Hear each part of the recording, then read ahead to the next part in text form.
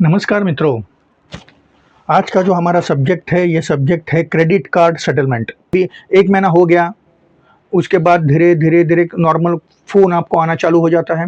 Second time जो है उससे ज़्यादा फ़ोन आते हैं। समझो अब हफ्ते में दो पहले 1 महीने में आपको 2-4 फ़ोन 10 फ़ोन आते रहेंगे, तो दूसरे महीने में आपको 20-25 फ़ोन आते हैं। तीसरे महीने में आपको 50-100 फ़ोन आते हैं। उसके साथ रिकवरी एजेंट आपके यहाँ पे आता है, वो बैंक को स्पेसिफिकली डायरेक्शन है, इस बैंक को स्पेसिफिकली डायरेक्शन है बैंक प्रिवेंशन प्रेशर।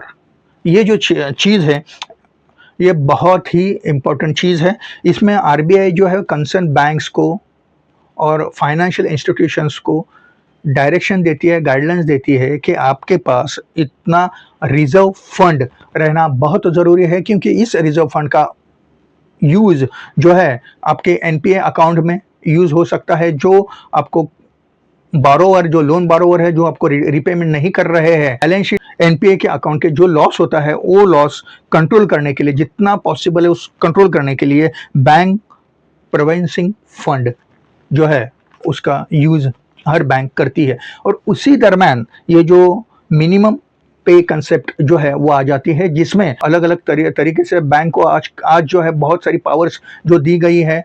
इतनी पावर है कि बैंक जो है वो अलग अलग सिचुएशन को देख के आपकी प्रॉपर्टी सीज कर सकती है। इतनी पावर जो है वो बैंक को दी गई है मित्रों। और एक बात मैं बताना चाहता हूँ, एक रिस्क फैक्टर जो है बैंक का, जो क्रेडिट कार्ड से रिलेटेड है। अभी रिस्क फैक्टर इसका मतलब क्या है कि रिस्क फैक्टर इसका मतलब यही है, जहां पे रिस्क कम वहां पे इंटरेस्ट कम, जहां पे रिस्क ज्यादा वहां पे इंटरेस्ट ज्यादा, पेनल्टी ज्यादा।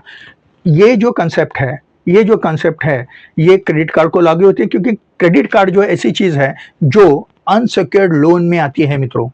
ये जो है ये अनसेक्योर्ड लोन में आते हैं, इसलिए इसमें रेट ऑफ इंटरेस्ट सबसे ज्यादा होता है। अगर आप देखें तो मॉर्गेज लोन हो गया है, आपका प्रॉपर्टी लोन हो गया है, होम लोन हो गया है, गोल्ड लोन हो गया है, इसमें अलग अलग कैटेगरीज के इंटरेस्ट जो है वो आरबीआई डिसाइड करती है, या कंसर्न बैंक जो है उस आरबीआई के डायरेक्शन से चलती है। लेकिन क्रेडिट कार्ड ऐसी चीज है जहां पे बैंक को रिस्क ज्यादा है, बैंक को रिस्क ज्यादा है, इसलिए उसमें इंटरेस्ट भी जो है उसका रेट ऑफ इंटरेस्ट भी हाई रहता है मित्रों। और इसीलिए ये जो आपका क्रेडिट कार्ड है उसका आप जितना लेट करोगे, जितनी देर करोगे रीपेमेंट करने के लिए, उतनी ज्यादा रिस्क आपको बढ़ेगी, उतना ज्यादा आपको पेमेंट बैंक को करना पड़ सकता है मित्रों। अगर अगर आपने ये जो अलग अलग जो चीजें हैं, जैसे कि मिनिमम पे कंसेप्ट, इसका आप यूज नहीं किया है, राइट ऑफ का आपने यूज नहीं किया है, तो ये सब चीजें जो है वो बहुत ही इंपॉर्टेंट इस क्रेडिट कार्ड के बारे में है मित्रों। इसके बारे में हम लोग सभी स्तर पे और वीडियो हम लोग बनाएंगे हर अलग अलग चीज के लिए। लेकिन फिलहाल जो है मैं आपको ये जो क्रेडिट कार्ड है उसके अलग अलग पहलू जो है, अलग अलग डायरेक्शंस है, अलग अलग व्यूज है, उसके बारे में आपको आज मैं इस वीडियो में बता रहा हूं मित्रों। तो हमारे जो है वो क्रेडिट कार्ड के अलग अलग और सारे वीडियो बनेंगे, उसमें से ये जो है एक इंपॉर्टेंट वीडियो है, जो एक समरी वीडियो जो है मैं आपको सामने आज रिप्रेजेंट कर रहा हूं मित्रों। तो ये देखिए, इसमें क्या होता है कि अगर आपने समझो क्रेडिट कार्ड का पेमेंट नहीं किया है मित्रों, तो अगर आपने क्रेडिट कार्ड का पेमेंट नहीं किया है मित्रों, तो आपका कार्ड ब्लॉक हो सकता है, आपका सिविल कोर्स खराब हो सकता है, आप बैंक करप्ट हो सकते हो, आप ब्लैक लिस्टेड में जा सकते हो, आपका फ्यूचर में प्रॉब्लम हो सकता है, और आपकी प्रॉपर्टी सील हो सकती है। ये सब बातें जो है वो क्रेडिट कार्ड में आती है। अभी देखिए, इस सब से बचने के लिए हम लोग क्रेडिट कार्ड का सेटलमेंट करना बहुत ही ज़रूरी है, लेकिन उसमें आपको आपकी बार्गेनिंग पावर यूज़ करनी बहुत आवश्यक है मित्रों, क्योंकि जितनी बार्गेनिंग पावर आप यूज़ करोगे उतना ज़्यादा प्रॉफिट आपको हो सकता है मित्रों।